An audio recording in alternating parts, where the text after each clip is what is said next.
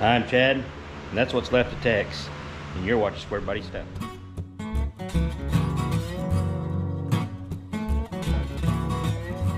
Hey, welcome back to the channel, everybody. As you can tell, it's officially summer in the Ozarks. It's not real warm today, but it's warm enough. And old Tex, even though he's from Texas, he's not a fan of the heat, but he is a fan of fans. Yeah, see what I did there? Now, the thermometer said it's only about 90 degrees in here, but it's kind of an overcast day, so we don't have a lot of radiant heat yet. But I guarantee it's probably gonna be close to 100 by the time this run really comes out. So you're gonna have to put up with some fan noise in the background and a sweaty fat guy talking to you. So what we're gonna be doing in this video, we're gonna be getting this block. This is a Gen 4 454. We're gonna be getting it cleaned up and prepped and ready to take to the machine shop. And if you're wondering what we're gonna be doing with this 454, if you haven't been keeping up, I think this is like my third video on this one. We're gonna be putting in an old Creampuff. Old Creampuff's got a decent little 355 in him right now. Nothing real special. 270 comp cam, headers, and old Performer RPM air, or not an air gap, it's an old Performer RPM intake, and a 600 Holly. Pretty basic stuff, gets me up and down the road, but we need more power. But before we get into that, I want to ask you to hit that subscribe button if you're not already subscribed. Go check out our merchandise website, squarebodystuff.shop. You can get hats. We've got patches like this that are kind of an iron-on. We've got shirts, t-shirts. We got some stickers, and I do have some more stickers getting ready to come out. I'm waiting for them to come in before posting them to the website, so go check that out, squarebodystuff.shop. I also need to mention the Tailgate Throwdown. That is an event that Ryan Wing and myself and a few other people are putting on in Newport, Arkansas at the Newport Raceway. This will be the weekend of, I think it's October 12th. This is our third go around trying to get this thing done. We had it, I think our original date was in April. Then we set another date and it got rained out. They've been getting rained out. So we just went ahead and shot way on past the rain, closer to cooler weather, and went for October. So go check that out. It is an all truck drag race event. If you want to find out more about it, go to our Facebook group. We've got a Facebook group page on there. We've got an event page, and see what's going on there. We try to have a live on Facebook about every, well, right now it's about every other week, so go check that out. We tried to set it up to where no matter what kind of truck you have, you'll fit in somewhere. You know, street class, stick shift class. Yeah, that's what old Squeaky's going to be gunning for. We got a 28-10-5 and also a outlaw class. Now in the street class and the outlaw class, we split them up into two different classes, one mini and one full size. So no matter what kind of truck you have, come out to Newport Raceway, or if you don't have a truck, just want to see some cool racing with all trucks, check it out. So real quick, catch you up to speed. This is a 454 I bought used. It was supposed to run. I didn't even check it out as far as if we'd try to run it, because I was going to pull the heads off anyway and put some aluminum heads on it, and we'll go over those in just a minute. But when I pulled the heads off, there's just enough wear. Since I got it down this far, I might as well just tear it apart, machine it, put some new pistons in it, and do a complete refresh on it. I'll post those videos up in the corner. You can go check that out. Like I said, it's not worn too bad, but it's worn just enough that I want to go ahead and redo it and do it the right way. But it's actually not bad enough to where I would just run this thing the way it is, but we're gonna do it right. All right, let me go over all this stuff I got on the table. Some of this stuff is parts that I've been gathering for probably the last 8 or 9 years, really. Just been gathering big block parts because I'm a big block guy at heart. I like small blocks. I love small blocks. Of course, our last build was the 339 stroker. We got a brand new intake. It's a Speedmaster, cheap Chinese copy of a RPM air gap. I've had it probably for, oh shoot, probably 5 years. Just hang on the wall, bought it new. I was gonna put it on my crew cab, but just never got around to it. So now we're gonna use it on this one. These connecting rods, I got 2 sets of H-beam connecting rods. Not sure of the brand. I do know that these have, I don't know if you could read that or not. I can't read it with my glasses. Yeah, I could barely make that. These are they got Eagle rod bolts. So but they don't say Eagle on them anywhere else. There may be some old ones. But anyways, I'm not sure the brand of either one of these. These are probably some Pro Comps or something like that. They don't have anything stamped on the rod bolts. But basically, they're about identical. Standard length, 6.135. Floating pins, so they got the bushed ends. So they're pretty much compatible, or pretty much the same. Not really sure which ones I'm going to use. Neither one of these rods will work great for this build, because you know we're building a daily driver with some good power. Now maybe on down the line we might take him to a track and do some stuff with him, but this is going to be my daily driver. And you can see some roller rockers in this tub. I've had these for quite a while. I need to go through them and check them out. I'm not sure even what brand they are. But I'll check them out, make sure they're good to go. Standard ratio, probably 1.7. So we'll be using those. And I got a couple crankshafts here. This one over here is this regular cast crank that came out of this block. Nothing really wrong with it. It may need to be turned. I haven't really mic'd it out or nothing yet. But I've also got this forged steel unit that's out of a 1-ton or RV truck. I do have another crankshaft, another forged steel crankshaft, but it's out of an LS6. You know, your old LS6, not the LS that everybody loves nowadays, the old school LS. It's over there in a baggie. But I'll probably save it for a project that needs more horsepower. Now, honestly, for the power that this build is going to be making, that cast crank will be just fine. But just in case, I tend to like to overbuild stuff, because who knows, if the YouTube money starts rolling in, you never know. You might put some boost to this thing and have a nice boosted daily driver. So that's why I'm going to probably go with that one. I need to check it out, see what it needs. It came out of a running engine, but I want to check it out. And these cylinder heads I've had laying around for a long time. There's some old Pro Comp 3021-396. Not a bad head. Maybe not the best head in the world, but for a nice street cruiser, they're going to work out great. The oval port, I don't remember the CC on the intake runners. It does have the 225, 188 valves, and I believe 120 or 119 combustion chambers. Now I might have them milled down a little bit to get a little more compression out of it. And I gotta go through the springs, check the springs, make sure they're compatible with my camshaft. And yeah, so speaking of compression and camshafts, let's check out what we've got in these two boxes. So the camshaft we're gonna use is a Lunati, let's see, it's V268 H10. Nice hydraulic flat tappet camshaft. I'm not worried about flat tappet camshafts. I haven't had any problems still yet. I'm not even gonna get into that, but this is what I've got. It's not actually one that I ordered myself. I've done some trading with Jacob from Busted Grill Garage. We've done some swapping on parts. He had this camshaft he wasn't going to use, bought it brand new, and I was like, yeah, I'll take that. That'll work good in this build. So let's go over the specs on it. It's 227, 233 at 50 thousandths on the duration, 542, 555 lift. And let's see, a 110 LS, or yeah, lobe separation angle. So that should make a nice street cam for this particular build. Should work well with these heads, should work well with the compression ratio, and yeah, it should work really well. Now I've ordered some 30 over Icon forged pistons. They're the 4032 alloy. Let's see, it's got the negative 18.3 cc domes on them. Let's check these bad boys out. I don't get it out of the bag. Nice little domes on them, not too fancy. Supposed to be some really decent pistons. I've never used the Icons yet, but I've talked to a lot of people who have used them and have really good luck with them.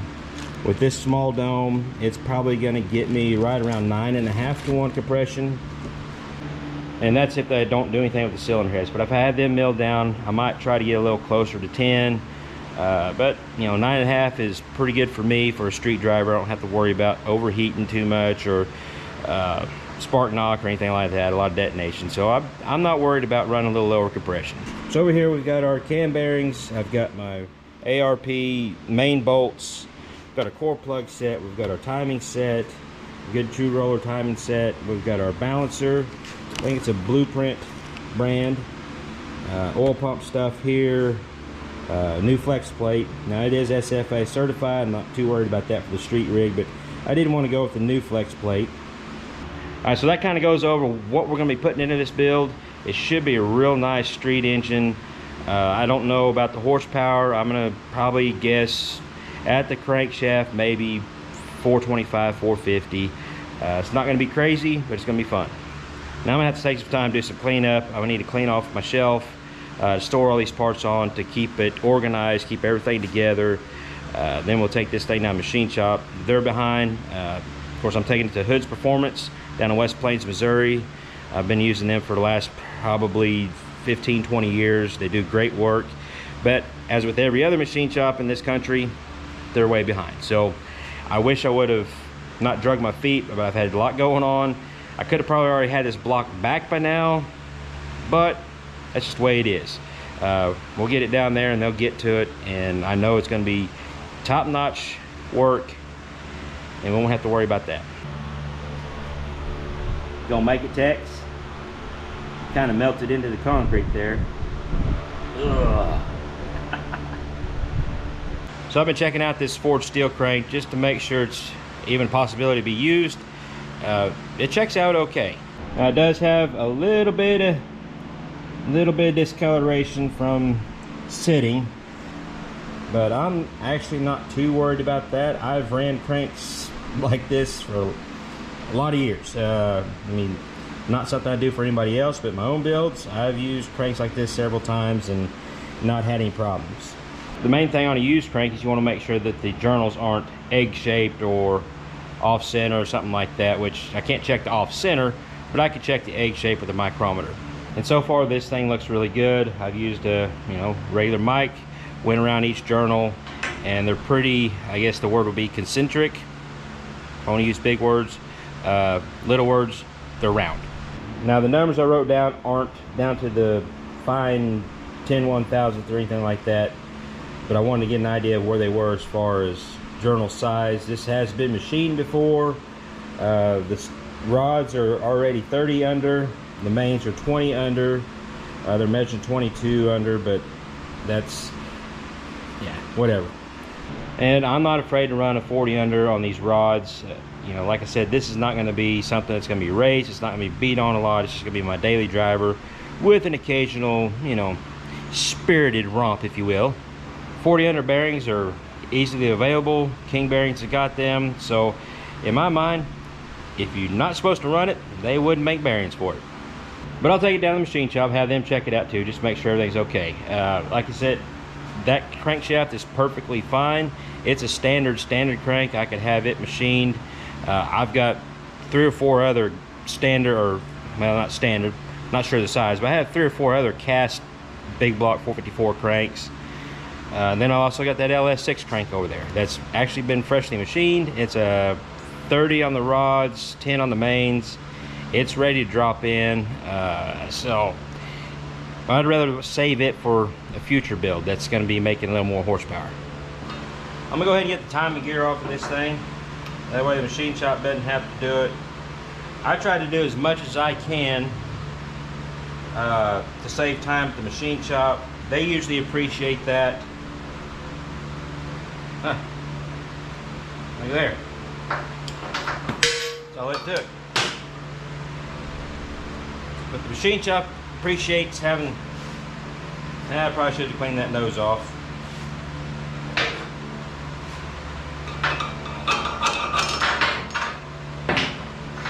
But the machine shop appreciates stuff like that when you take everything to them and it's already clean or disassembled as much as it possibly can that you have the tools for, because that's less work for them. It'll speed up the process, and if you do that all the time, you'll get to be known as, hey, that guy's, we want to do that job for that guy because his stuff always comes in ready to go. We don't have to do a bunch of extra work. I'm gonna hose this down with some WD-40 to keep anything from rusting anymore, and it'll be ready for the machine shop. Then we get started on this block.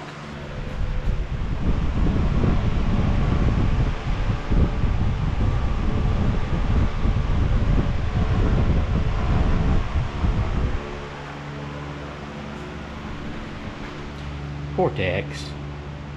So we're just gonna cut to a time lapse. I'll put on some cheesy music for you guys. The basic thing I'm gonna be doing is just getting all the core plugs out, freeze plugs, what do you wanna call them, all the oil galley plugs, anything that wasn't cast into the block. I got a motor mounted, I got the fuel pump push rod, rear main bearing and seal. So I'm gonna be getting all that stuff out and kind of cleaning up the block, and then we'll move on to the next step that I do that's not a necessity, but it's something I like to do.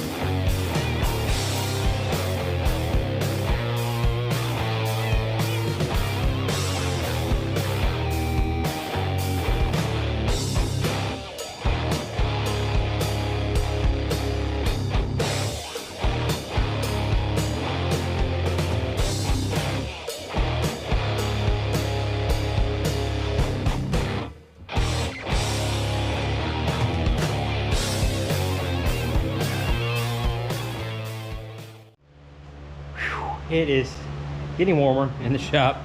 Poor Tex, he's still enjoying the fan.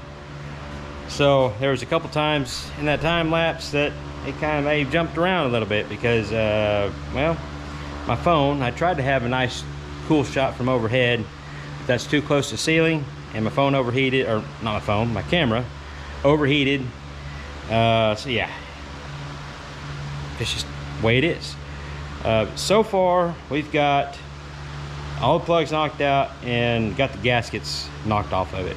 Now, as far as taking this to machine shop, I mean, you could have taken it to the machine shop just the way it was, you know, minus the, you know, the bearings, and I mean, I guess you could take it there the way it was, but get all your stuff off there. They'll take care of your core plugs, they'll take care of all of this, but like I said earlier, if you take care of this yourself, it might move your project a little bit further along at their shop. You know, the guy cleaning these things up, depends on what they do, you know, they've got to do all this work, and that costs you money, costs them time, costs them money, so it inadvertently costs you money. So if you got time, if you got the tools, do as much of this as you can yourself. So right now, or my next step, is all this nasty casting flash. Now that's something you can have your machine shop do, but it's going to cost you more money. But this rough edge, these sharp edges here, just sharp edges all the way around the block. I like to take a flat disc on a grinder, and then also take a carbide bit, especially on these big blocks right here in the lifter valley where it's pretty rough. Clean up these drain back holes. Just clean up the casting quite a bit. It makes it easier for yourself to work on later on, makes a cleaner looking build. It's extra time, but you know what, that's part of it. You know, you get to be more involved with this engine. So I'm gonna get all that done, and then we'll clean it all off and be ready to take it to the machine shop.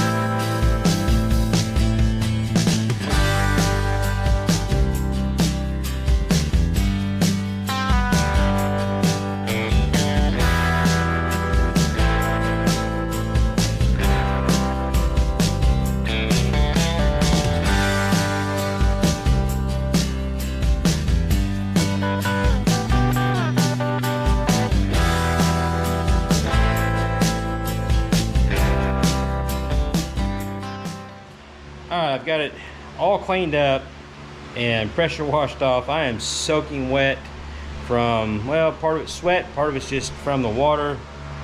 I don't know if you can see the front of my pants. I'm wet. Looks like I wet myself. I am getting old. Sometimes that happens. But I've got the block soaked down with some WD-40 after I blew it out with the air hose. That way there's as little water in there as possible. And then, yeah, done the WD-40. It's not perfectly clean, but it will help the machine shop once they get it in. Another thing I done, I don't know if I got it on video, I've been having some issues today with the heat and my camera. It's wanting to overheat on me. But I went through and chased every hole in the block, all the threads, pan bolts, timing chain cover, head bolts, main bolts, everything. I chased everything with the tap, cleaned everything up, and that way I know for sure that there's nothing wrong with it. So our block is all cleaned up, ready to go to machine shop. When I take it to the machine shop, I'm going to take the crankshaft, I'm going to take everything that needs to go with this, because I'm going to have the rotating assembly balanced. So they'll need the pistons, they'll need the rods, they'll need the crankshaft, the balancer, flex plate, they'll need all that stuff. But like I said before, this is not something you have to do to take your block to machine shop. This is something I do to kind of help them out. I like doing this kind of stuff, and it just kind of speeds up the process. Well, I think that's it for this video. I'm about tuckered out. It's hot out here. I'm ready to go in, take a shower, and cool off, and maybe sit in the air conditioning for a minute. But until next time, y'all keep your square bodies rolling. We'll catch you later.